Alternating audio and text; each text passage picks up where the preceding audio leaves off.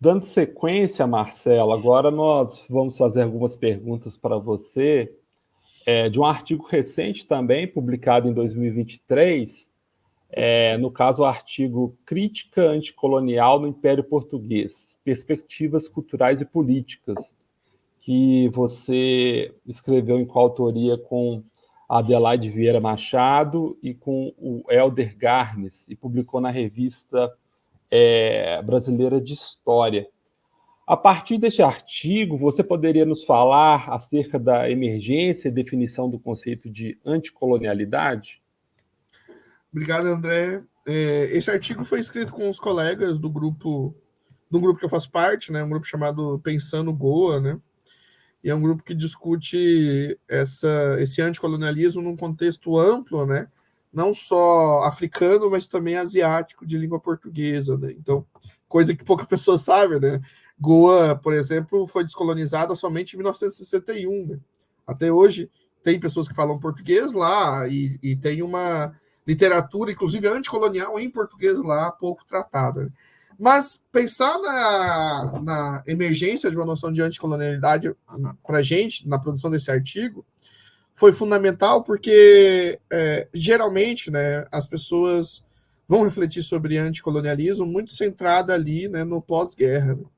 E aí, para a gente, essa noção é mais ampla, né, uma noção que tem a ver com as lutas, né, sistemáticas contra o poder colonial, né?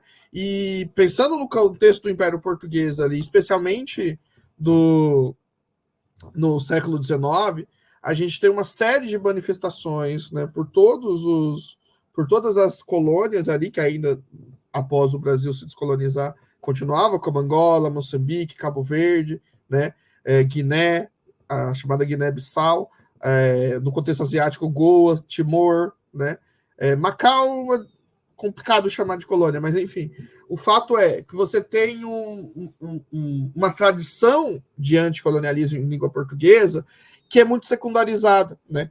Então, por exemplo, a gente consegue, né, mencionar muito rapidamente aqui, se eu perguntar, nomes como Frantz Fanon, a gente consegue mencionar nomes, né, o próprio Sartre, uma série de outros intelectuais anticoloniais ali num contexto de língua francesa, língua inglesa, né? E para a gente, a sensação e por isso que a gente produziu esse artigo, né, a sensação é de que não há uma teorização, né, anticolonial nesse universo de língua portuguesa. Né? E isso é sintomático diante do fato de a gente tem diversos departamentos. O meu pós-doutorado, né, foi em letras, línguas vernáculas, como o André estava falando aí na USP, né, com o Helder Garbes, que escreve conosco. E aí uma sensação de que, bem, em língua portuguesa você tem a luta, você tem a militância, mas você não tem uma teorização profunda. Então, por exemplo, Amílcar Cabral, que faz 100 anos nesse ano, ele é visto como militante, mas ele não é visto como alguém que produz uma epistemologia importante para as ciências humanas. Né? E outros nomes sequer as pessoas vão saber. Mário Pinto de Andrade, Eduardo Mondlane, no caso de Goa, Tristão Bragança Cunha. Enfim, então há um longo histórico de lutas anticoloniais por todo o Império Português, que é fundamental para a produção de uma noção de anticolonialidade dentro desse contexto. Né? E por que a gente não acessa isso? Porque as editoras, no geral, né, elas não publicam esses livros, né, que são em língua portuguesa, o que é mais grave, na minha opinião. Né? Para não falar dos romances, pensando só nos ensaios, mas os romances ainda é mais grave, né? A gente, no máximo, vai conhecer o Mia Couto, que é uma literatura mais pós-colonial. Mia Couto e outros por aí, mas não tanto essa tradição anticolonial, né? Nem na literatura. E é muito grave quando a gente pensa nos diversos departamentos de letras e literaturas africanas que tem no país, e não há um esforço. E eu sei dos problemas das editoras das universidades, nós temos vários, né? Mas não há um esforço de produção e publicação desses textos. Então, se fala desses caras, existe artigo, se você acha do Scholar, mas não se publica eles para a gente ler. Né? E isso é muito grave, na minha opinião. Né? Então, ou seja, sempre esse uso instrumental de um teórico africano, de um romancista africano, mas não há uma tentativa, uma mobilização de publicá-los, né, em si. E isso, para mim, é uma lógica, e aí, é claro, a gente pode discutir isso, mas uma lógica que um cara como Nelson Maldonado Torres vai chamar de um extrativismo epistêmico. Né? Então, eu acho que é muito importante a gente pensar, quando vai pensar essa anticolonialidade, de um lado, E esse foi um dos objetivos do artigo. Trazer isso também para esse contexto de língua portuguesa, né? Pensar isso para além do pós-guerra, né? Como que isso vai se desdobrar, né? Ali desde os primórdios do século XIX, né? E aí, quando a gente pensa no contexto afroasiático, a coisa fica mais complexa ainda, né? Se a gente pensar aí, né, no papel que tem desde Gandhi e diversos de Tagore, por exemplo, e vários outros escritores que já estavam produzindo uma reflexão anticolonial muito antes, às vezes, do contexto africano. Isso não é mencionado, né? As solidariedades afroasiáticas que vão existir, né? A gente não sabe, mas existiu uma liga anti-imperialista em Bruxelas em 1927, né? Ou seja, e essa liga ela conglomerava intelectuais, tanto do contexto africano, que já estavam mais ou menos pensando anticolonialismo, né? Porque o anticolonialismo africano ele é impulsionado somente após o pós-guerra, mas na Ásia essa coisa já estava muito forte, né? Não à toa, né, que a Índia vai se libertar em 47, já havia um movimento anticolonial muito anterior a isso, né? Quer dizer, como essa ideia de anticolonialidade, portanto, ela tem que ser pensada, né, através desses fenômenos de resistência anticolonial. E essas resistências, elas também não partem somente dessa luta política só, mas também uma resistência epistêmica, né? Eu falava aqui, né, dessa ideia do colonialismo como um tempo vivido, né, no caso do Brasil e da América Latina. Então, quer dizer, como que o antirracismo, nesse sentido, né, ele se imbrica ao anticolonialismo na vivência, por exemplo, dos indígenas, na vivência dos quilombolas, na vivência dos negros, né? Então, essa noção de... E aí eu parto muito da tradição decolonial, André e Ana, no sentido de que aquela coisa de que, bem, existe, claro, o colonialismo político, mas existe também a colonialidade. Né? E a colonialidade, ela se perpetua a despeito da superação de uma dependência política, apesar de que até isso é possível questionar na realidade. Né? Quer dizer, a dependência econômica, política, que o neocolonialismo vai estudar também é algo, enfim, nem isso de uma certa maneira é superado. Mas pensando no âmbito desses grupos que são subalternizados, né, e que são reconfigurados através, né, do racismo, nós temos assim a permanência de um colonialismo e, portanto, de um anticolonialismo. Né? Eu acho que é impossível dizer em sociedades racistas que o colonialismo deixa de existir. Na verdade, ele vai se reconfigurar por outras vestes, mas na verdade ainda é colonialismo. Né? Eu diria com o Samir Amin, né, inclusive, que o colonialismo é o capitalismo realmente existente. Né? Ele fala isso em um artigo bem interessante, e de como as formas como esse colonialismo vai se recompondo no tempo, elas vão recompondo também esse capitalismo, ou esse capitalismo racializado, como alguns gostam de dizer. Né? Então, quer dizer, em resumo, André, para não ficar confuso, eu acredito que a anticolonialidade ela deve ser vista nesse processo dialético que coesiona, né, desde a primeira modernidade, capitalismo, colonialismo e racismo. Essas três coisas elas não estão separadas, elas estão juntas. Então, para a gente pensar em anticolonialidade, a gente tem que pensar nessa relação, né, que está imbricada entre capitalismo e racismo. E de como isso produziu, né, não só essas formas de opressão e daquilo que o Valentim Mundib vai chamar, né, de uma biblioteca colonial, mas também as formas de resistência a essa mesma biblioteca colonial, a essas mesmas práticas que são constituídas por essas diversas formas de colonialismo, sejam eles formais ou velados. Né? Perfeito, Marcelo. Ainda sobre esse artigo que você publicou na Revista Brasileira de História com os colegas, como o debate pós-colonial tem sido apropriado nas espacialidades latino-americanas e caribenhas de língua espanhola e portuguesa? Eu acho esse um debate fundamental, tem muito a ver com o que eu falei anteriormente. Né? Há uma geopolítica do conhecimento, né? Na forma como se circula as traduções, na forma como se circula as produções e na forma como esse conhecimento é legitimado pelas academias ocidentais centrais. Né? Então, quer dizer, como que o anticolonialismo no contexto latino-americano e caribenho, ele não tem um destaque central pelo fato de que a língua que se é usada não é o inglês. Né? Então, isso é uma dimensão básica, mas uma dimensão fundamental. Né? Mas, no entanto, nós, né, latino-americanos e caribenhos, produzimos, ao longo do tempo, uma visão sobre o colonialismo, né, que se imbrica muito a essa tradição dialética do colonialismo, do capitalismo e do racismo. Né? Desde que a gente pense, por exemplo, né, os próprios teóricos da dependência, o pensamento cepalino, de uma certa maneira, apesar de todos os limites ali, como que eles foram fundamentais, né? Esse marxismo latino-americano, apesar de todos os limites que a gente pode atribuir, como eles foram fundamentais para reconfigurar, né, uma discussão sobre o caráter colonial, né, e a permanência desse colonialismo no tempo presente. Né? E quando a gente pensa como os decoloniais, de uma certa forma, e essa é uma leitura minha, né, que eu tenho pensado aí dentro dessas confusões do que se tem colocado que é decolonialidade, de como o que a gente chama de decolonial, na realidade, é a expressão do pensamento latino-americano que sintetiza vários desses avanços de longa duração.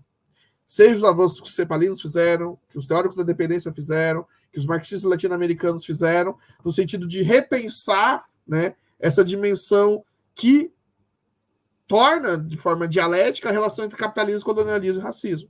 Não à toa, né, como, né, se a gente pensar a importância de um marxismo negro, e agora a gente está tendo as traduções, né, do Cedric Robson, né, o Marxismo Negro, aí, um livro dos anos 80, não foi traduzido agora, né, em que ele vai trazer, por exemplo, como C.L.R. James, como Eric Williams, como, enfim, como esses teóricos estavam ali pensando no capitalismo racializado, porque para eles era impossível pensar o Caribe sem pensar essa relação entre colonialismo, capitalismo e racismo. Para eles era impossível. Né? E, no entanto, isso é o que está mais avançado do que a gente chama da teoria social.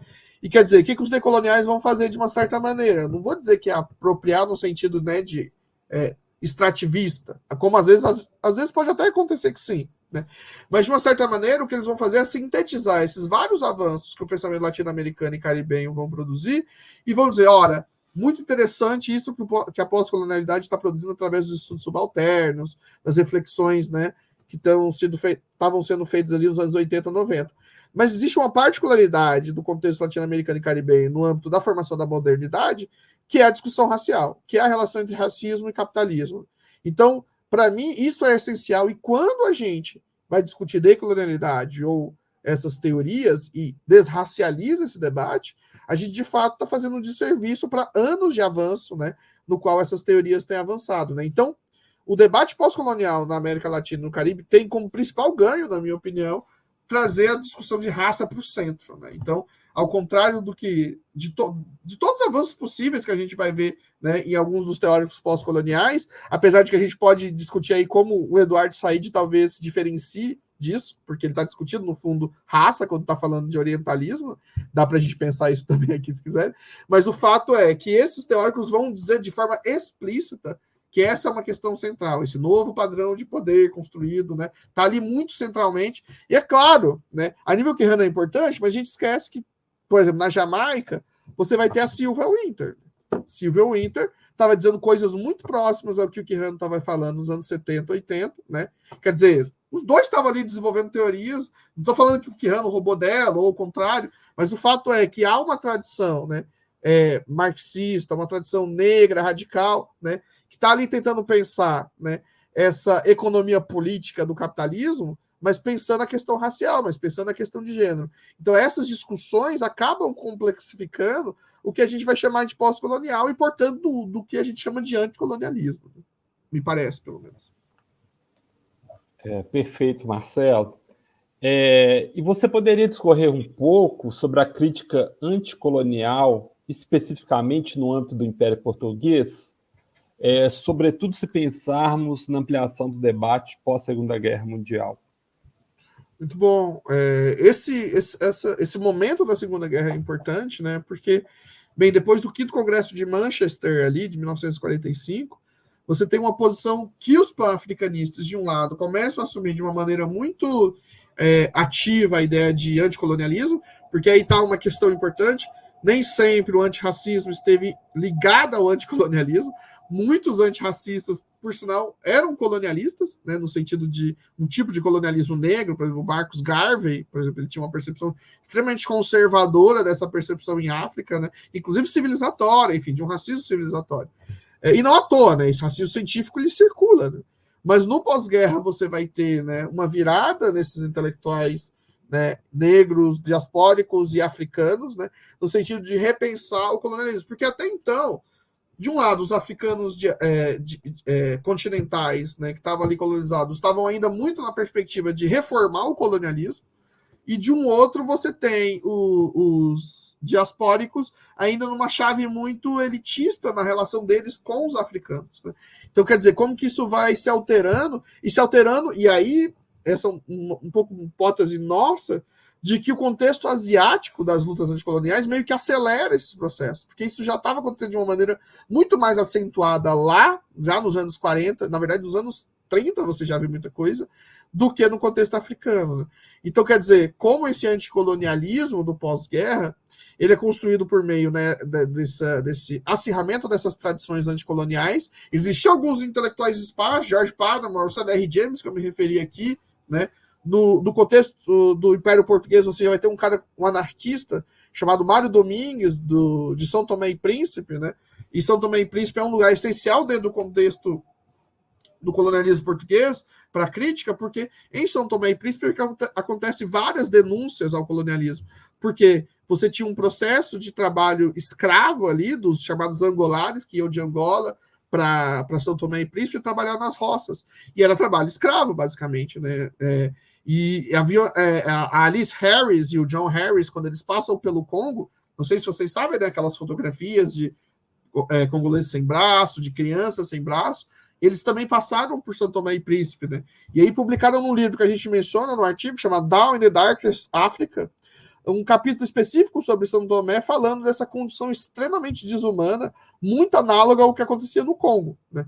E quer dizer, essas críticas que já estavam ali circulando, elas vão se intensificando com o tempo, né? E o Mário Domingues, por exemplo, em 1919, já vai dizer de um anticolonialismo. Você vai ter os congressos pan-africanos, e um deles, nos anos 20, vai ser em Lisboa, né? Então, quer dizer, você vai ter uma atmosfera de discussão do colonialismo, que não necessariamente leva a um anticolonialismo, mas já nos anos 40, por conta do contexto asiático, né, você vai ter uma intensificação desse processo. Né?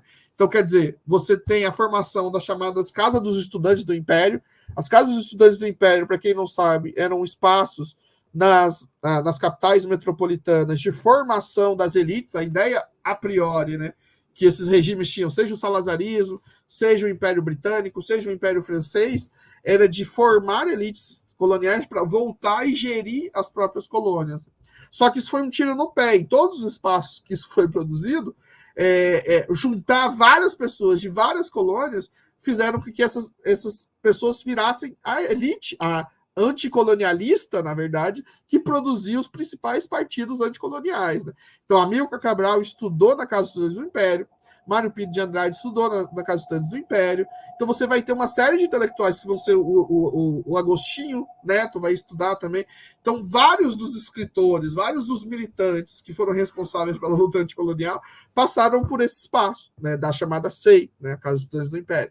Então, quer dizer, como que esse pós-guerra... E aí você tem a Conferência de Bandung. Né? Como a Conferência de Bandung, em 1955, já vai agregar, né, discussões que estavam ainda muito do âmbito cultural e artístico, né, de intelectuais, como eu falei, né, o Mário Pinto de Andrade e o Amílcar, por exemplo, vão publicar poesias africanas de língua portuguesa. Né? Então, eles vão fazer coletâneas, fazer uma série de intervenções culturais no sentido de valorização do africano. Mas essa valorização do africano nessa conjuntura, também por causa da perseguição, né? A gente tinha um regime ditatorial, né? Qualquer oposição seria perseguida, então eles meio que ficavam muito nessa militância cultural. E a Conferência de Bandung, de uma certa maneira, vai ser uma virada para que, e é claro, os processos de libertação na Costa do Ouro, em África, e toda a descolonização que estava acontecendo concomitante a essas lutas culturais.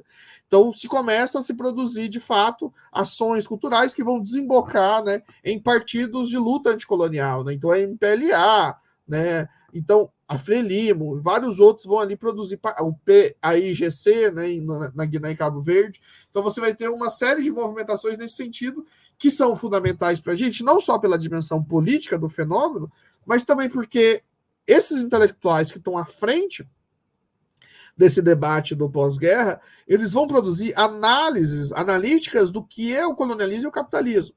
Análises que são importantes para a gente no tempo presente. Por quê?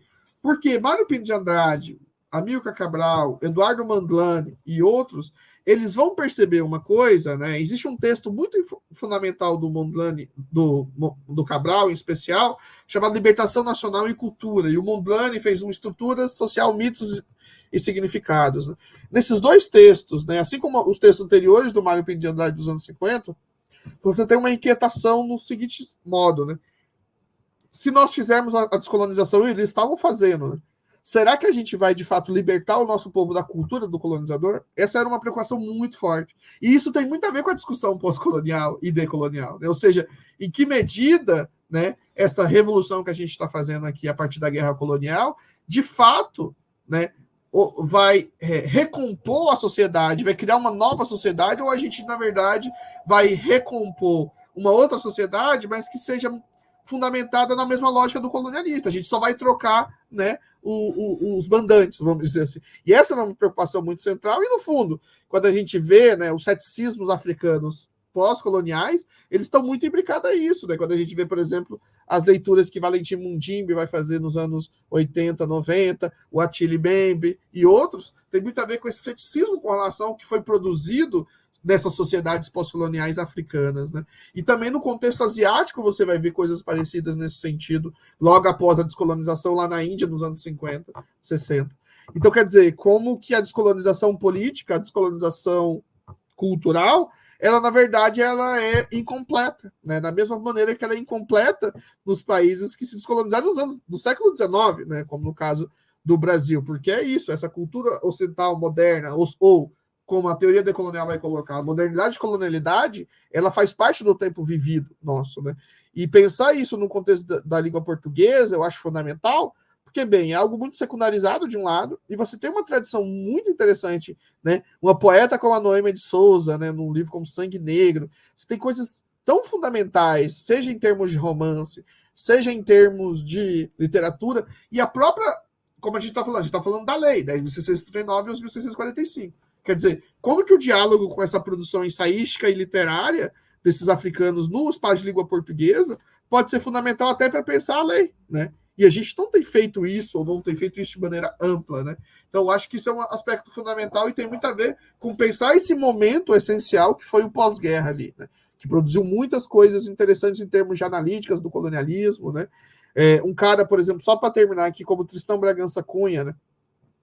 Que foi esse militante anticolonial, né, dos anos 30 a 58, ele morre 3 anos antes de Goa se descolonizar, coitado, ele não viu a Goa descolonizada, né, e é um cara, assim, essencial, sabe por quê? Porque ele está falando, por exemplo, de crítica da democracia racial, isso lá em Goa, né, e ele está falando isso dos anos 30, 40, porque a ideia de harmonias raciais ela é anterior a Gilberto Freire. Não foi Gilberto Freire que criou o mito da democracia racial. É muito anterior a isso. Né? E esse cara tá ali falando, não, a ideia, por exemplo, que se coloque aqui em Goa, né, casamentos interraciais, né?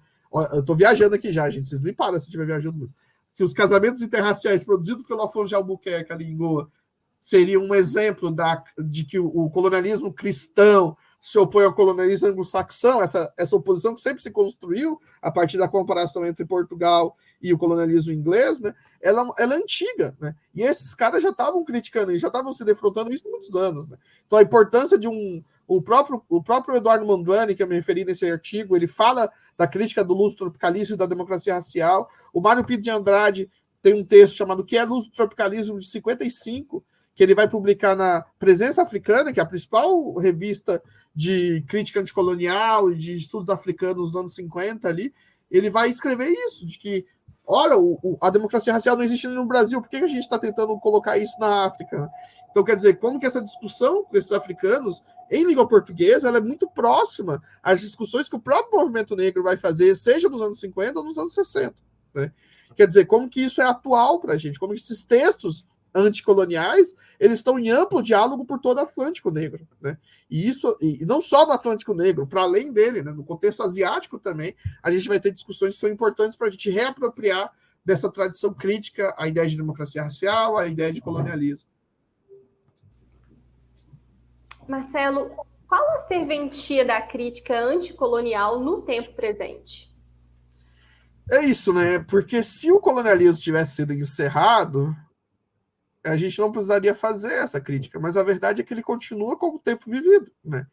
E se trata disso. Se o colonialismo ele está como parte desse tempo vivido, não faz sentido a gente encerrar a crítica anticolonial, né? Porque se ele está diretamente, né, na vida, por exemplo, na forma como... Gente, os indígenas, como muitos sabem, eles estavam sob estatuto de tutela, né, até a Constituição de 1988. Existia um estatuto de tutela, né? A tutelagem, ela é nosso Jim Crow. Muita gente não gosta de discutir isso, porque gosta dessas teses neo-freirianas ou freirianas, mas a verdade é que o estatuto de tutela é uma expressão de racismo institucional, né? No sentido da letra da lei. Existe um racismo explícito. Não é só uma coisa da discussão do racismo velado.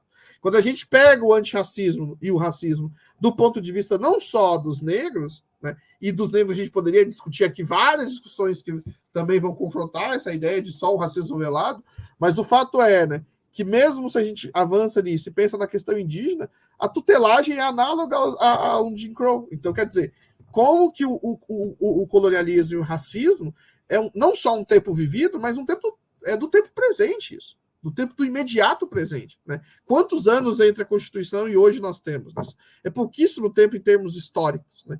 Quer dizer, como que esses currículos, para dizer da universidade e da educação básica, como a gente está falando há pouco, Ana, como esses currículos estão imbuídos de tradições extremamente estereotipadas, né? O que são os livros básicos da educação? Se a gente pega os livros que a gente tem produzido de 2000, 2010, mais especificamente para cá, e pega o que era a representação dos negros e indígenas nos anos 80 até 90, nessa aula que eu falei para vocês, que é uma sequência didática, eu falo para os alunos, não, tragam livros da sua casa aí, de antigamente, e vejam as representações. E os alunos trazem coisas assim, representação que associa macaco ainda, nos anos 90. Então, assim, como que essa coisa mudou de fato, né? E mudou porque há um tensionamento dos movimentos negros e indígenas e de militantes brancos antirracistas, né, que tem contribuído para a gente reconfigurar essa perspectiva tão colonial que é a escola. A escola é uma instituição colonial. O bispo falava disso, né? Infelizmente faleceu no ano passado, né? Falava desse caráter colonial da escola, esse caráter de molde de uma cultura hegemônica que tem a escola ainda, né? E de como uma lei como a 10.639 e 11.645 tem um papel fundamental para a gente recompor não só o espaço da universidade, mas também da educação básica, né? E para isso a gente precisa ativamente, né, se recompor da crítica anticolonial, da crítica antirracista, da crítica antipatriarcal, né? Para a gente poder reconstruir uma sociedade nova, que não seja baseada nesses elementos, né? É fazer como estava lá o Amílcar Cabral, né, que foi assassinado, né, antes da própria libertação de Guiné e Cabo Verde. O cara estava no meio da guerra colonial, mas pensando, ora, quer dizer, uma das questões dele, vejam, ele estava sendo bombardeado, estava sendo no meio de uma guerra, e uma das questões para ele era, olha, é preciso construir ele falava assim, a descolonização é um ato de cultura, é também um ato de cultura, né? Quer dizer, como que o cara que estava no meio da guerra, que foi assassinado pelo colonialismo, estava preocupado com essa recomposição da própria cultura, né? Então isso eu acho que é um legado para a gente poder pensar no presente.